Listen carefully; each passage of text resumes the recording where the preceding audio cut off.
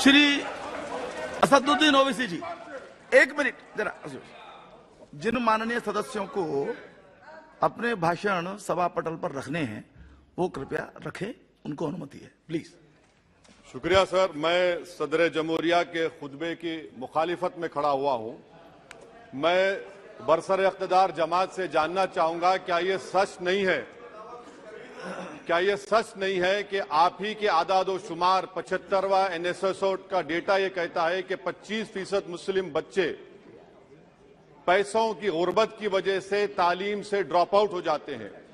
क्या ये सच नहीं है कि 7 साल से ऊपर जो बच्चों का खवानगी का तनासुब है तमाम मज़ाहिब में सबसे कम मुसलमानों का है? क्या यह सच नहीं है कि ग्रॉस अटेंडेंस रेशियो तमाम मज़ाहिब का सबसे कम मुसलमानों का है? क्या यह सच नहीं है कि सबसे कम एनरोलमेंट जो होता है वो मुसलमानों का है? क्या यह सच नहीं है कि AISHE की रिपोर्ट यह कहती है कि हायर एजुकेशन में मुसलमान का तनासुब 5% से 4% पर आ चुका है? और यह सरकार इन तमाम आदादो शुमार को देखते हुए, इनके आदादो शुमार को सामने रखते हुए सदर जमहूरिया के खुतबे में लफ्ज अक़लियत का, माइनॉरिटी का जिक्र भी नहीं किया गया, जो भारत की आबादी का 19% का हिस्सा है। यह इनकी मोहब्बत है अक़लियतों से और मुसलमानों से।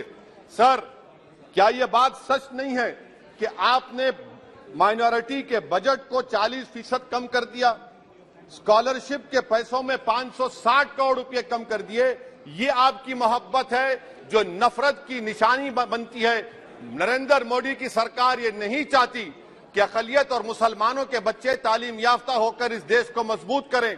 वो उनको हमेशा गुर्बत और नाइंसाफी का शिकार बनाकर रखना चाहती है। सर, दूसरी बात इसमें यह है कि आज अक़लियतों को मुसलमानों के ताल्लुक से कोई महीना ऐसा नहीं जाता जहां पर उनको जान से मारने की धमकी नहीं दी जाती। बरसर इख्तिदार जमात की एक MP साहिबा ने कहा कि चाकुओं को सिर्फ तरकारी के लिए इस्तेमाल मत करो, गर्दनें काटने के लिए इस्तेमाल करो। बरसर इख्तिदार जमात के एक MP ने दिल्ली में कहा कि मुसलमानों का समाजी बायकॉट करो। बरसर इख्तिदार जमात ने गुलबर्गा के रेलवे स्टेशन को हरा रंग किया गया था, उसको ये कहकर तब्दील कर दिया कि मुसलमानों का रंग है।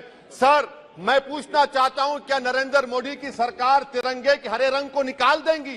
क्या हरा रंग मुसलमानों का है? क्या नरेंद्र मोदी की सरकार खरबूजे पर पाबंदी आयद कर देगी और देश की जनता से कहेगी कि नागपुर में आपके हेड ऑफिस में उगा हुआ सिर्फ संतरा खाया जाएगा? सर, नारी शक्ति की आप बात करते हैं तो बिल्किस बानो अगर मुसलमान नहीं होती तो बिल्किस बानो को इंसाफ मिल जाता। 20 साल से बिल्किस बानो लड़ रही है मगर उसका नाम बिल्किस बानो है। आप इंसाफ नहीं करना चाहते बिल्किस बानो से। ये नारी शक्ति आपकी है। पसमानदा मुसलमान से आपकी मोहब्बत, दीजिए 1950 के प्रेसिडेंट ऑर्डर तरमीम करिए, दलित मुस्लिम का स्टेटस पसमानदा को दीजिए। आप नहीं देना चाहते। क्या मजहबी आजादी का उनको हक हासिल नहीं है?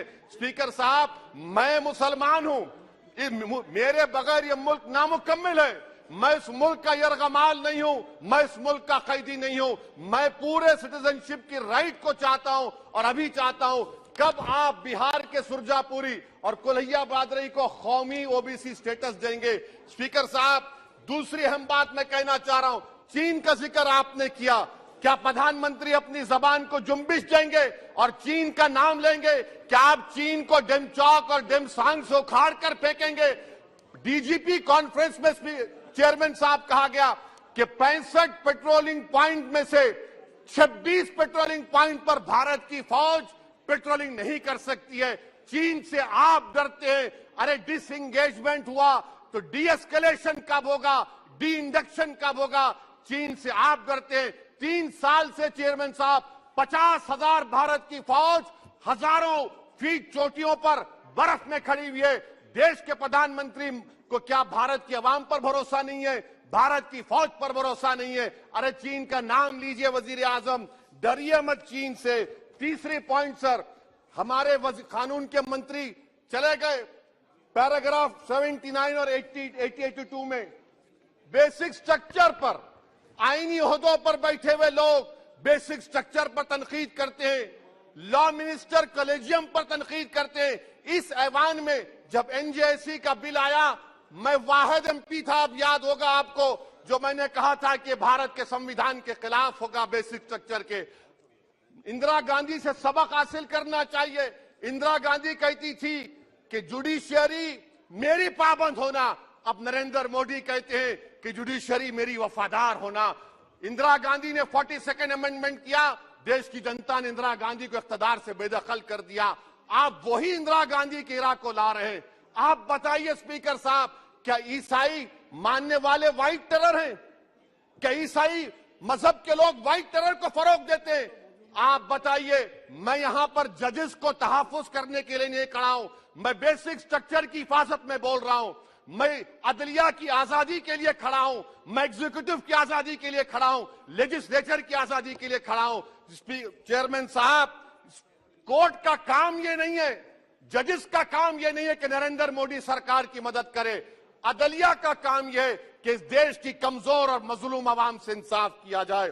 चौथा पॉइंट स्पीकर साहब, यहां पर एक बड़े सरमाएदार का जिक्र किया गया है। क्या यह बात सच नहीं कि कांग्रेस और बीजेपी ने ओलिगार्क्स को पैदा किया? आप दोनों ने मिलकर ओलिगार्क्स को पैदा किया। आज इसी वजह से 60% मुल्क की दौलत 1% जनता के पास है।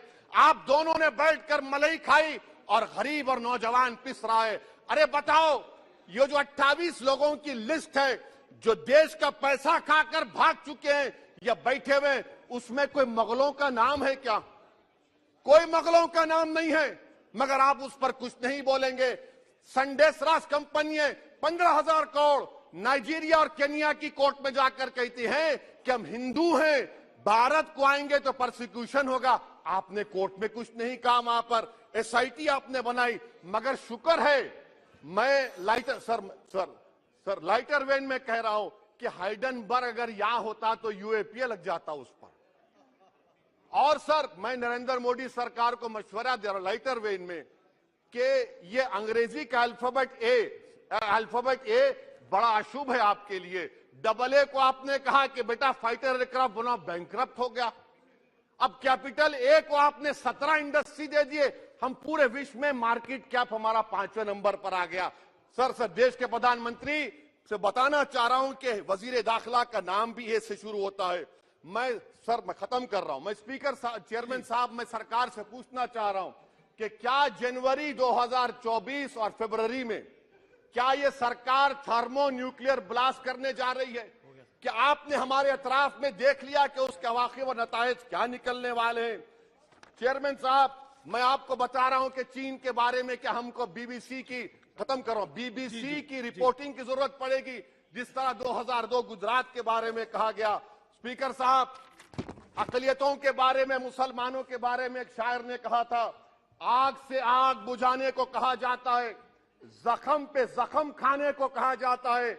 हम वफादार है बताने के लिए, हमको अपना सर कटाने के लिए कहा जाता है। सर, देश के प्रधानमंत्री पूरे फॉरेन टूर में जाते हैं, वहां पर गांधी का नाम लेते हैं। मुझे अप्रीहेंशन, खदशा इस बात का है कि इस देश में 2 बाबा कौम हो जाएंगे, एक सावरकर होगा और एक सौतेला बाबा कौम। कहीं आप महात्मा गांधी को ना बना दे तो सर मैं खत्म कर रहा हूं सर। इसीलिए मैं आपके जरिए से हुकूमत से मुतालबा करता हूं कि प्लेसेस ऑफ वर्शिप एक्ट को डिस्टर्ब ना किया जाए, मुसलमानों का अक़लियतों का बजट बढ़ाया जाए, बिल्किस बानो से इंसाफ करिए, चीन से मत डरिए प्रधानमंत्री, चीन को खाड़ पर फेंकिए। शुक्रिया सर।